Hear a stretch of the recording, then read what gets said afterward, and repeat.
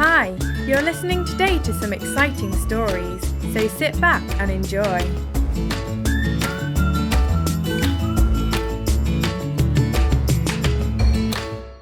Joseph waited. 1 week passed, then another week, 1 month, 2 months. More time passed, and Joseph thought, I'm not guilty, but here I am in jail. Why isn't anyone getting me out of here? A prisoner who had been let free promised Joseph that he would talk to the Pharaoh about him. But he forgot all about Joseph. And 2 long years had passed since then. But there was one who had not forgotten Joseph, God. He had promised Joseph that he would be a great ruler. And now God began to make his promise come to pass. The Pharaoh dreamed, but no one could tell him what the dream meant. He got upset. Then the waiter who served Pharaoh suddenly remembered something. I know someone who can interpret dreams. Joseph. He's in jail, but is innocent. I totally forgot about him. Bring him to me immediately. Pharaoh's order was obeyed.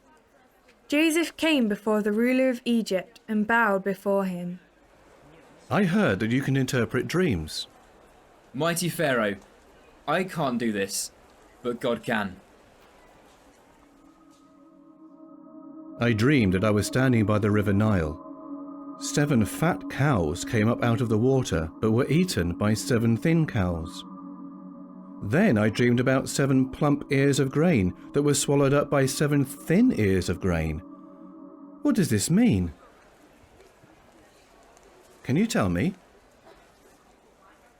God has told you that 7 fruitful years are coming.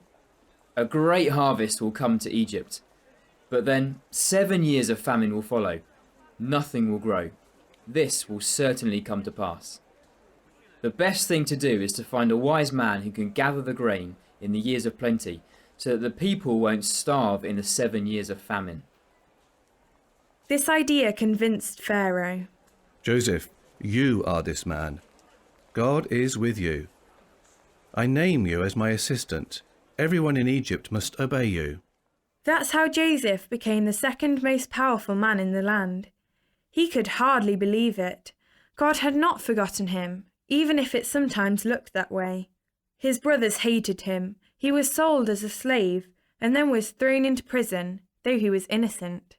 I figured out that Joseph endured 10 hard years. This should encourage you.